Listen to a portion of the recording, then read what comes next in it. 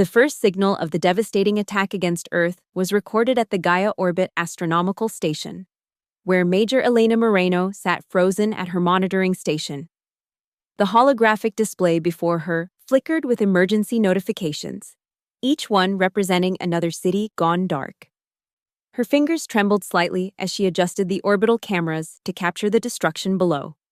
It was the second day after what survivors had already begun calling Ash Day, when the first wave of Xanthi species attack had wiped out millions of cities across the planet in synchronized precision. From her orbital vantage point, Elena could see the massive smoke clouds still billowing from continents below, the night side of Earth glowing with unnatural fires rather than the familiar constellation of city lights. Station Command, this is Observatory Delta. Elena spoke into her comm system, her voice steady despite the chaos unfolding below. I'm tracking new formations approaching lunar orbit. Configuration matches yesterday's attack vessels. Her station, originally designed to monitor deep space for scientific discoveries, had become humanity's early warning system overnight. The converted observatory module hung in geosynchronous orbit above what remained of Southeast Asia, its instruments repurposed to track the alien fleet. Copy Observatory Delta, came the response from Colonel Jenkins at the Emergency Command Center.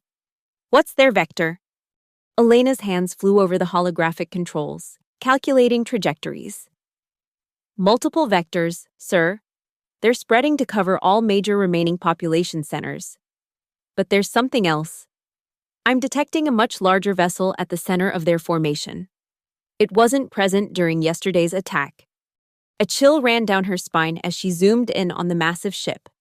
Unlike the smaller attack vessels with their insect-like appearance, this one gleamed with an almost ceremonial quality. Golden plates reflecting the sun's light even at this distance. Sir, I think this is a command ship, she said, her voice dropping. They're broadcasting something on all frequencies. Without waiting for orders, Elena patched the signal through to her station's communication system.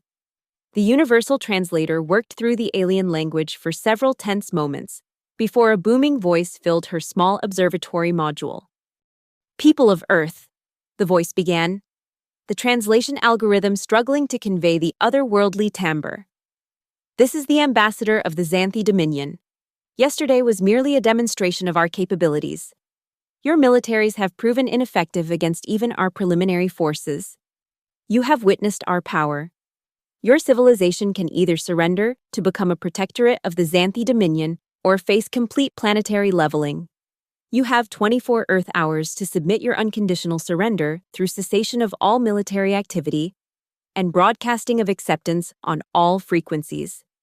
Any continued resistance will be met with total extinction. The message repeated 3 times before cutting off abruptly, leaving Elena in silence broken only by the soft beeping of her monitoring equipment. Did you receive that command? She asked after several seconds. We did, Colonel Jenkins replied, his voice tight. Transmit all your observational data immediately. The Emergency Alliance Council is gathering in New Geneva Underground. We need everything you've got on their fleet composition and weaponry. Elena's fingers flew across her console. Transmitting now, sir. But there's something you should know. The attack pattern is different this time. Yesterday, they targeted military installations and government centers first. Today's formation appears designed to target everything else. Civilian centers, cultural landmarks, agricultural regions. She swallowed hard. Sir, I think they're planning to destroy everything that makes us human.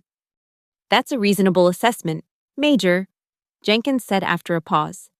The Council needs to know this. What's your station's status? Elena glanced at the life support readings. Operational for another 72 hours at current capacity. After that, we'll need resupply. Stay at your post as long as possible. Major, you're our eyes up there. The colonel's voice softened slightly. And Elena. Thank you, command out.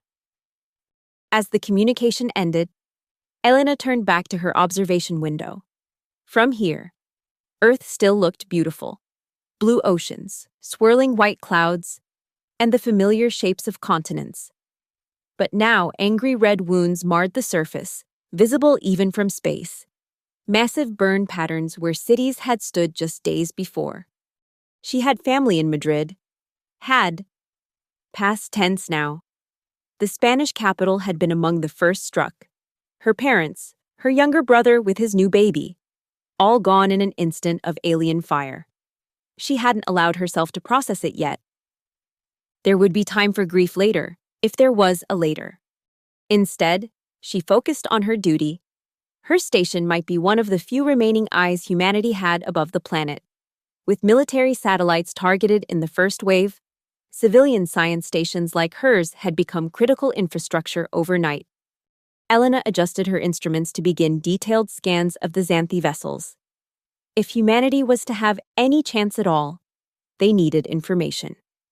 The enemy's technological superiority was obvious, but perhaps there were weaknesses. Something, anything that might give Earth a fighting chance. As she worked, she broadcast the surrender ultimatum to the Emergency Alliance Network, noting with grim acknowledgement how the fractured world governments seemed indifferent even to this existential threat.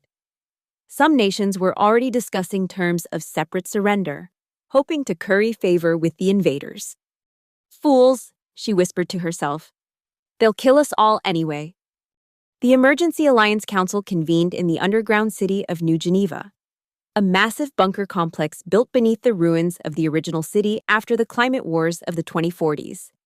Originally designed as a continuity of government facility for the European Union, it now hosted representatives from every surviving major nation.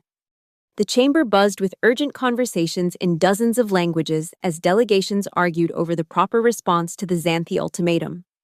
The circular room, with its concentric rings of seating and central holographic display, had been designed for deliberative diplomacy. Today, it vibrated with panic barely held in check. Council President Amara Okafor struck her gavel 3 times, the sound echoing through the chamber. "We will have order," she commanded, her Nigerian accent crisp and authoritative. "The Emergency Alliance Council is now in session. Our agenda has one item: response to the Xanthi surrender demand." The holographic display in the center of the room activated, showing a 3-dimensional rendering of Earth with the positions of the Xanthi fleet highlighted in red. The image rotated slowly, revealing the encirclement pattern. "We've received intelligence from our remaining orbital platforms," President Okafor continued. "Major Elena Moreno at Gaia Station has confirmed that this attack force is substantially larger than yesterday's. Their weapons capabilities appear unchanged, but their targeting pattern suggests they intend to eliminate all remaining population centers, not just military targets." A murmur ran through the assembly. "The floor is now open for proposals," Okafor said, her expression grave. "What is humanity's response?" The Chinese delegate, Foreign Minister Zhao, rose first. "China proposes immediate negotiation for terms. If we surrender now, perhaps we can preserve some portion of our people and culture." "Absolutely not." The American representative, General Williams, shot to his feet. "We cannot and will not surrender to these monsters. They've already shown their intentions by attacking without provocation. They'll eliminate us regardless of our response." "And what do you propose instead?" asked the Russian delegate sarcastically. "Our combined military forces couldn't even slow their initial attack. My country lost every major city west of the Urals in a single hour yesterday. What magical solution does America offer?" General Williams's face hardened. "We fight. We use everything we have left. Nuclear, biological, chemical, every weapon in our arsenal. And destroy what remains of our planet ourselves?" The Indian representative shook her head. "Most of our nuclear capabilities were destroyed in the first strike anyway. Perhaps there is another approach." The voice came from the back of the chamber, where the civilian advisors sat. A slender Japanese man in his 60s stood, his white hair contrasting with his dark blue suit. He walked slowly toward the central podium, leaning slightly on a cane. President Okafor nodded. "The council recognizes Professor Kaito Ishikawa, civilian advisor to the Japanese delegation." Professor Ishikawa bowed slightly before addressing the assembly. Distinguished representatives, I have spent my career studying asymmetric warfare and civilian resistance movements. What we face now is the ultimate asymmetric conflict. Our technological inferiority is absolute. But there is one resource we have that the Xanthi may not have anticipated: our numbers and our distributed presence across this planet. He tapped his cane on the floor, activating his personal access to the holographic display. The image shifted to show a global transportation map: airline routes, shipping lanes, ground transportation networks. The Xanthi expect a conventional military response, which they can easily counter, or surrender, which they will accept and then likely destroy us anyway. But what if we offered a third option, a response they cannot predict because it does not fit their understanding of warfare? The chamber had grown quiet, all eyes on the elderly professor. I propose Operation Angel. Ishikawa continued. The mobilization of our entire civilian population, commercial aircraft, rescue helicopters, cargo ships, private vehicles, everything that can move, forming a human sky. General Williams scoffed. You want to send civilians against those weapons? That's not a strategy. It's a massacre. Ishikawa smiled thinly. Not against, General. Around. The Xanthi expect centralized resistance, military bases, government centers, places they've already largely destroyed. They do not expect 5 billion people moving simultaneously in patterns too chaotic to predict. He expanded the holographic display, showing transportation networks lighting up across the globe.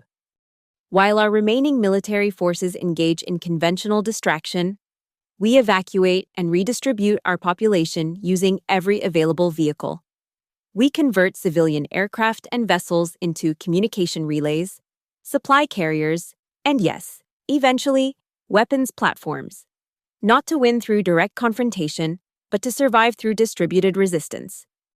This is madness, the Russian delegate muttered. Is it? Ishikawa countered.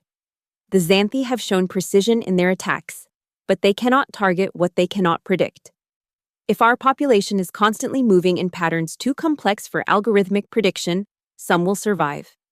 And from that survival, we can build resistance. President Okafor studied the professor thoughtfully. This would require unprecedented coordination. How do you propose to organize such an effort with most of our communication infrastructure destroyed?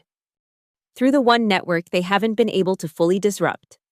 Ishikawa replied, the emergency broadcast system was designed to function even after catastrophic infrastructure loss.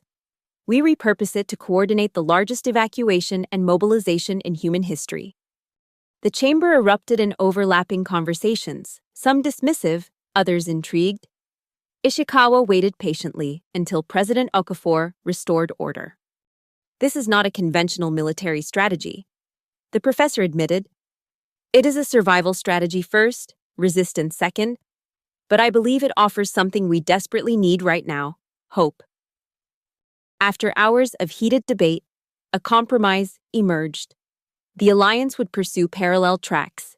Conventional military forces would prepare a unified last stand to distract the Xanthi, while Ishikawa's Operation Angel would be implemented as a backup plan for civilian evacuation and potential long-term resistance. As the council adjourned, few believed either approach would succeed. But facing extinction, even slim hope was better than none. Within hours, the largest coordinated civilian mobilization in human history began. Transportation companies, airlines, shipping corporations, and rescue teams officially converted their vessels into an armed fleet, establishing bases at Tokyo Spaceport and the Shanghai Weapons Manufacturing Facility. Major Elena Moreno watched from her orbital station as the world below transformed. What had seemed like chaos at first gradually revealed itself as a pattern too complex for conventional military logic, but recognizable to her astronomer's eye as something akin to the emergent behaviors of complex systems. Command, this is Observatory Delta, she reported, 20 hours into the ultimatum period.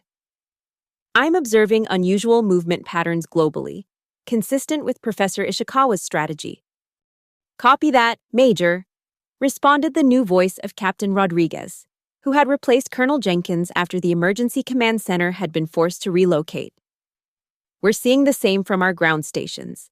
The civilian response has been unexpected. Elena adjusted her orbital cameras to focus on the Asian continent, where the most organized movement was occurring. It's working better than anyone predicted. I'm seeing commercial airlines flying in formations that would make military pilots proud. Cargo vessels moving in coordinated patterns. They're actually doing it, creating unpredictable movement corridors. The professor's theory is being tested, Rodriguez replied neutrally. But the Xanthi ultimatum expires in 4 hours. That's when we'll see if any of this matters. Elena bit her lip, studying the data flowing across her screens. Sir, I'd like to request reassignment. A pause. What kind of reassignment, Major? Your position at Gaia Station is critical. I believe I can be more valuable coordinating the civilian intelligence network, she said carefully.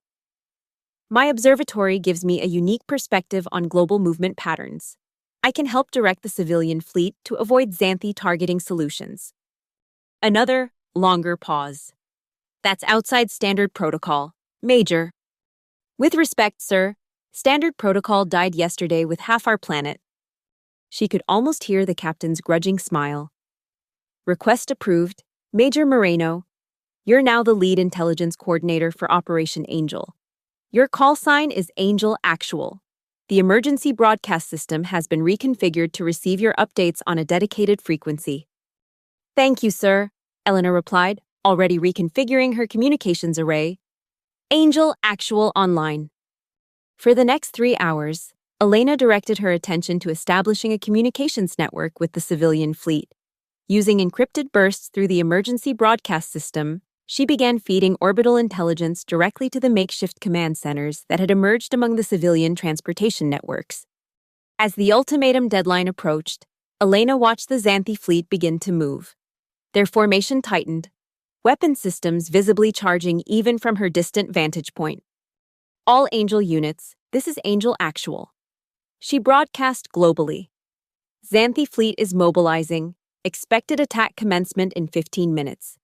Implement dispersal pattern Omega. Repeat. Implement dispersal pattern Omega. Across the planet, civilian vehicles that had been gathering in semi-organized formations suddenly scattered in seemingly random directions. A pre-planned chaos designed to confuse Xanthi targeting systems. Commercial airliners dove to treetop level while cargo ships abruptly changed course. Ground vehicles flooded highways in contradictory directions. Elena held her breath as the deadline passed. For several long moments, nothing happened. Then, precisely as expected, the Xanthi ships began to fire. Massive energy beams lanced down from the alien vessels, targeting the locations where human military forces had gathered for their last stand. The remaining Air Force bases, naval ports, and Army concentrations all struck simultaneously with devastating precision.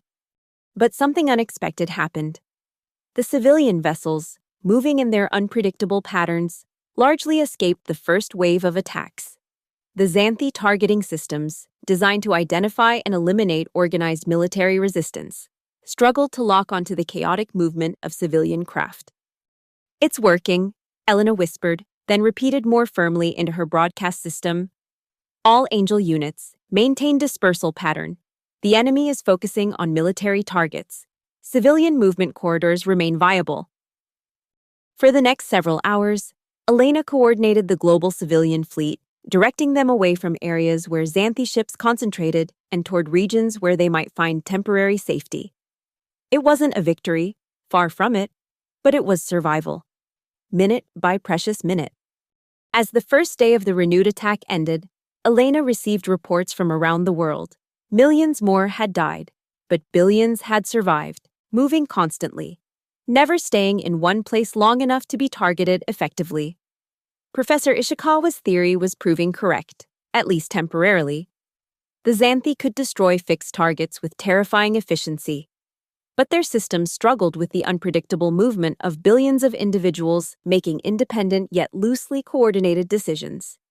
Transportation corporations, airline companies, and rescue teams had officially transformed their vessels into an armed fleet. The Tokyo spaceport, miraculously spared in the first wave of attacks due to a weather anomaly that had hidden it from initial scans, became the primary assembly point for Asian aircraft. Meanwhile, the Shanghai weapons manufacturing facility, having been evacuated just hours before being targeted, had its underground levels still intact and operational. These two locations became the heart of the civilian resistance in the Eastern Hemisphere. Western counterparts emerged in the underground facilities beneath the ruins of Mexico City and the floating platforms off the coast of Brazil. Elena established direct communication links with these four primary hubs, feeding them continuous intelligence on Xanthi fleet movements. She had been awake for nearly 48 hours now, sustained only by emergency stimulants and the desperate knowledge that every minute of coordination she provided might save thousands of lives. Angel Actual to Shanghai Hub, she transmitted. Xanthi vessels are repositioning over your sector. Expected attack window in 20 minutes. Implement evasion pattern Delta. Copy. Angel Actual, came the response from Lam Thien Phuc, the chief engineer who had taken command of the Shanghai facility. We've completed modifications on the first batch of civilian aircraft, 50 commercial airliners retrofitted with rudimentary defensive systems and basic weapons capabilities.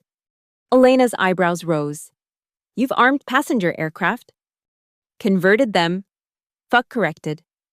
We've removed all seating and non-essential components, reinforced the airframes where possible, and installed missile racks salvaged from our destroyed fighter jets. They're not military craft, but they can defend themselves and others. Similar reports came in from the other hubs.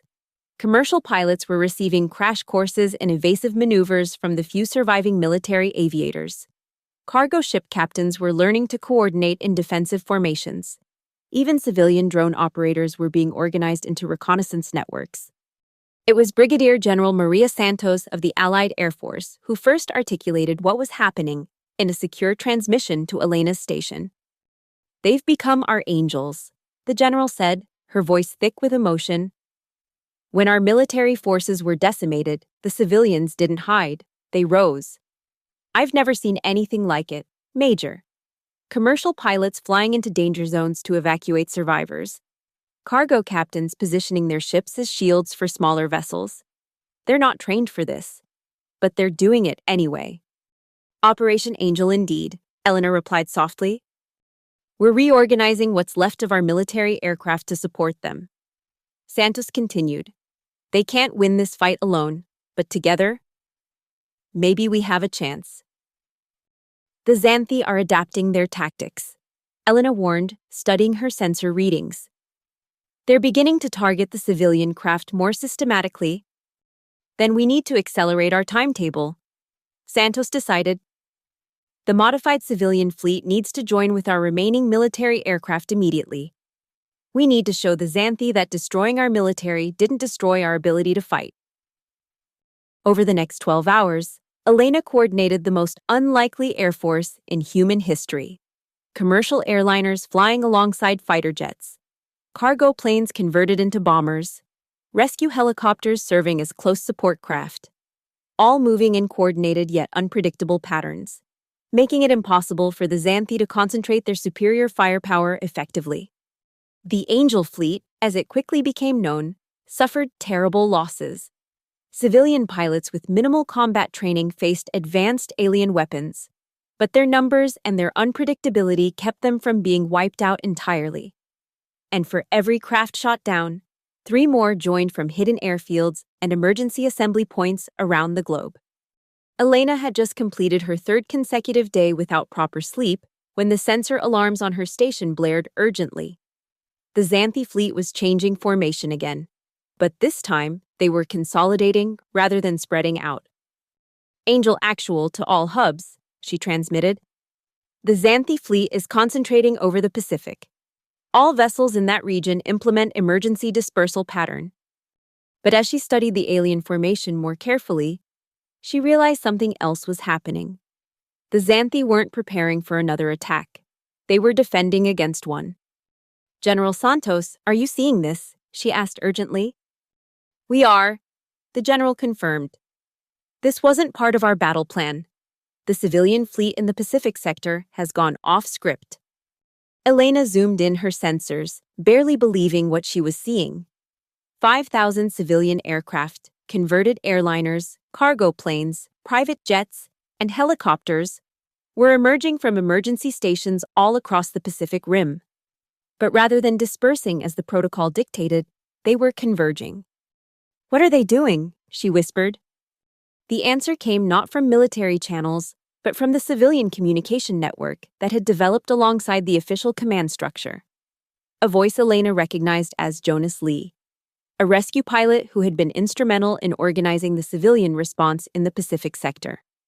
"Angel Fleet to Angel Actual," Lee transmitted, his voice steady despite the audible sounds of his helicopter's rotor. "Be advised, we are implementing Operation Human Sky. The Xanthi believe we're scattered and disorganized. We're about to show them otherwise." Elena watched in astonishment as the civilian fleet began to form a massive, three-dimensional grid across the Pacific. Each aircraft maintained precise distance from those around it, creating a human lattice in the sky. The pattern was unlike anything in military doctrine.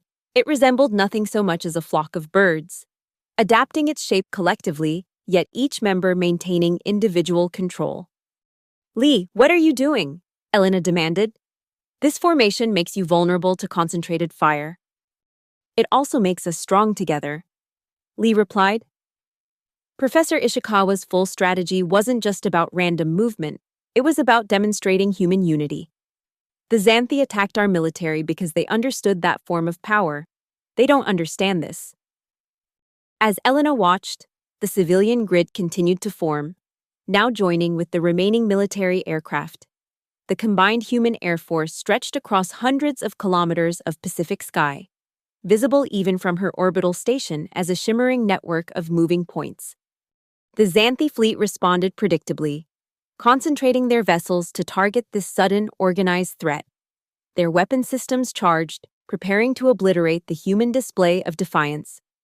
"All craft, disperse immediately," Elena ordered, seeing the danger. "They're preparing to fire." "Negative, Angel Actual," came the calm response from General Santos.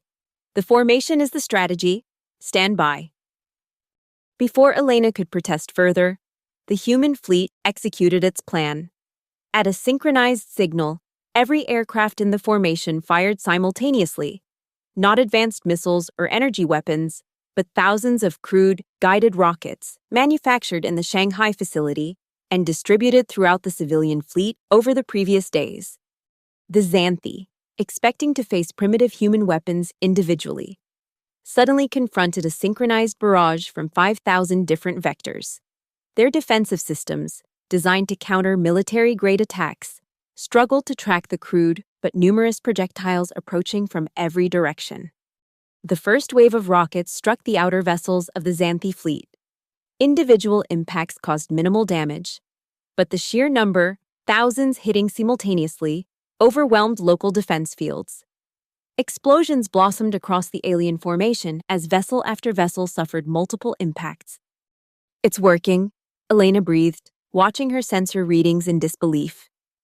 The civilian-military formation maintained its disciplined grid, each craft moving in perfect coordination with those around it as a second wave of rockets launched. The Xanthi fleet, its formation disrupted by the first barrage, presented gaps in its defensive coverage that the human pilots exploited with uncanny precision. "How are they coordinating so effectively?" Elena wondered aloud. The answer came from her own sensor suite. The civilian craft were using a modified version of air traffic control transponders, creating a mesh network that allowed instantaneous communication and coordination across the entire formation. It wasn't military technology. It was civilian systems repurposed and enhanced by necessity and human ingenuity. The battle raged for hours, the human fleet maintaining its disciplined yet fluid formation while the Xanthi struggled to counter this unprecedented attack strategy.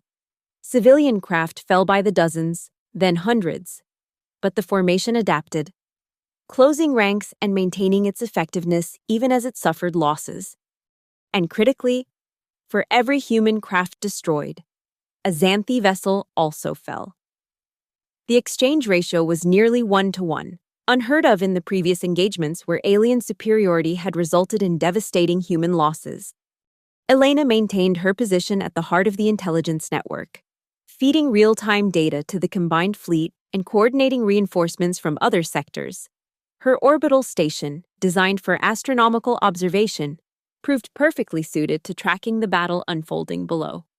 26 hours after the engagement began, the unthinkable happened. The Xanthi fleet began to withdraw. Their formation fractured and their numbers reduced by nearly 40%. The massive command ship, which had remained at the center of their formation throughout the battle, accelerated away from Earth orbit, the smaller vessels regrouping around it in a defensive posture. "They're retreating," General Santos transmitted, disbelief evident in her voice. "Angel Actual, confirm. Are the Xanthi forces withdrawing?" Elena checked and rechecked her sensor readings, hardly daring to believe what she was seeing. "Confirmed, General.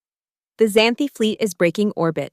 Trajectory indicates they're moving toward the outer solar system." A cheer erupted across all communication channels, military and civilian alike. The human fleet maintained its formation for another hour, tracking the alien withdrawal, before finally dispersing to tend to damaged craft and rescue downed pilots. Elena slumped in her station chair, exhaustion finally overtaking her as the adrenaline faded. They hadn't won the war, not even close. The Xanthi would undoubtedly return with greater numbers and adapted strategies. But humanity had bought itself time, and more importantly, had discovered a way to fight back. In the days that followed, Elena finally left her orbital station, a relief crew arriving to take over monitoring duties. She returned to Earth aboard one of the few remaining space shuttles, landing at the Tokyo spaceport where the civilian fleet had established its primary base. The scene that greeted her was both devastating and inspiring. The once pristine spaceport showed clear signs of damage from Xanthi attacks, with several buildings reduced to rubble and the main runway scarred by energy weapon impacts. But around these wounds, a hive of human activity thrived. Civilian aircraft of every description lined the auxiliary runways, many bearing makeshift armor plating and visible weapons mounts. Thousands of people moved with purpose through the facility, a mix of military personnel and civilians working together without the boundaries that would have separated them just days earlier. As Elena descended from the shuttle, she was met by Jonas Lee, the rescue pilot whose voice she had come to know so well during the Pacific battle. His left arm was in a sling, and a nasty burn marked the right side of his face, but his eyes were alert and determined. "Major Moreno," he greeted her with a respectful nod. "Angel Actual in the flesh. It's an honor to finally meet you." Elena returned the nod, taking in the scene around them. "The honor is mine. Captain Lee, what you and the civilian fleet accomplished out there, it was beyond anything we thought possible." Lee's expression turned solemn. "We lost over 1,000 aircraft and nearly 3,000 crew, civilian pilots, flight attendants turned gunners, mechanics who volunteered to serve as engineers during combat. They weren't trained for this. But they fought anyway." Elena finished for him. "They became the angels we needed." "Yes," Lee agreed, a hint of pride breaking through his solemnity. "They did. And they're ready to do it again when the Xanthi return." Elena studied him thoughtfully. "You sound certain they will." "Aren't you?" he countered. "This was just the first engagement. The real war is still coming." She couldn't argue with his assessment. Her orbital observations had detected Xanthi signals suggesting reinforcements were already en route from wherever their homeworld might be. But humanity had earned itself months, perhaps even a year, to prepare. Lee gestured toward a large hangar that had been converted into a command center. "Professor Ishikawa has asked to meet with you. He's coordinating the next phase of Operation Angel." Elena followed Lee through the bustling spaceport, noting how civilian and military personnel worked side by side without distinction. Airlines had removed their corporate logos from aircraft and uniforms, replacing them with a simple insignia that had emerged spontaneously during the battle, a pair of stylized wings forming the shape of a human figure. Inside the command center, Professor Kaito Ishikawa sat at a circular table surrounded by holographic displays showing the status of the global civilian fleet. Despite his age, he showed no signs of fatigue as he directed operations with calm authority. He rose when Elena entered, offering a deep bow, which she returned. Major Moreno, your coordination from orbit was instrumental to our success. Thank you for your service. Professor, Elena acknowledged, your strategy saved billions of lives. Ishikawa shook his head slightly. The people saved themselves. I merely suggested a framework for their courage to express itself. He gestured to the displays around them, where thousands of civilian vessels were shown being modified, repaired, and in some cases completely rebuilt for the coming conflict. We have begun the transformation from emergency response to sustained resistance, the professor explained.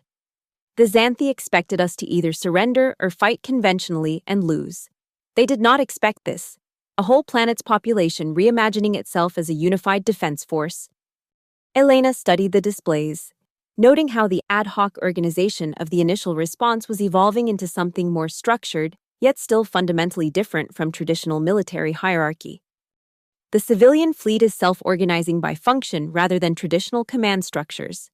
She observed, commercial pilots are training rescue pilots in formation flying. Cruise ship captains are developing naval tactics with fishing fleets.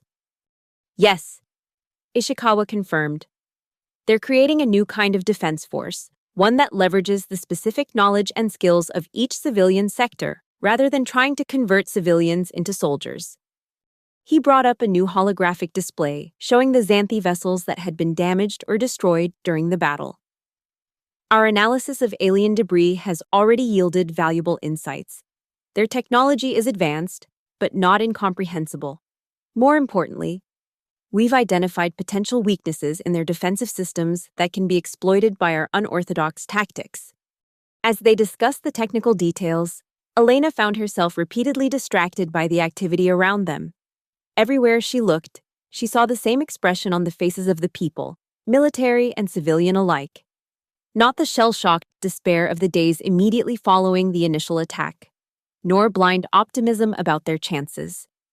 Instead, she saw determined resolve, the look of people who had discovered their collective strength in the face of overwhelming odds. 1 year after the battle that would later be called the Pacific Stand, humanity celebrated the first Human Sky Day. In cities around the world, many still being rebuilt from the Xanthi attacks, people gathered to watch as thousands of aircraft, both military and civilian, flew in formation overhead. The Xanthi had not yet returned in force, though scout vessels had been detected and destroyed at the edges of the solar system. Earth had used the time well, developing new technologies based on recovered alien artifacts and, more importantly, strengthening the unprecedented cooperation between civilian infrastructure and military defense. Major Elena Moreno, now Colonel Moreno, stood on a reviewing platform in the rebuilt Central Plaza of Tokyo, watching as the aerial display unfolded above. Beside her stood Professor Ishikawa, leaning more heavily on his cane now, but his eyes still sharp as he tracked the precisely coordinated movements of the aircraft. It's beautiful, Elena said softly, watching as commercial airliners flew in perfect formation with military jets, their fuselages gleaming with the new composite armor developed from Xanthi technology. It is, Ishikawa agreed, but more than beautiful, it is powerful. Not in the way the Xanthi understand power, not merely destructive capability. This is the power of human unity and adaptation. The formation above shifted, thousands of aircraft moving in concert to form a massive pair of wings stretching across the sky, the symbol that had become known globally as the angel mark. Elena thought back to those desperate days in orbit, watching as her world burned and then, astonishingly, fought back. She remembered the voice of Jonas Lee, who now commanded the Pacific Civilian Air Defense, calmly announcing Operation Human Sky as thousands of untrained pilots flew into battle. They thought Earth would grieve silently, she murmured, echoing the phrase that had become a rallying cry for the resistance. Then the sky turned human. Ishikawa nodded, a small smile creasing his weathered face. The Xanthi will return, and the real war will begin. But they will not find the divided, technologically inferior species they thought they conquered. They will find humanity united, not just our military forces, but our entire civilization transformed into a defense network unlike anything they have encountered before. As if to emphasize his point, the aerial formation shifted again, the aircraft dispersing into the chaotic yet perfectly coordinated pattern that had proven so effective against Xanthi targeting systems. Within seconds, 5,000 aircraft had transformed from a unified symbol into an unpredictable swarm, each following individual flight paths while maintaining collective purpose. Elena looked up and whispered to herself. Earth did not grieve silently. The sky turned human. And somewhere above, beyond the atmosphere where her old observatory station still monitored for alien approach, she knew the Xanthi would be watching too, learning, adapting, preparing for their return. But so was humanity, no longer divided by nations or the artificial boundary between civilian and military, united in purpose if not in form, chaotic, yet coordinated, unpredictable, yet deliberate. The human sky waited, ready,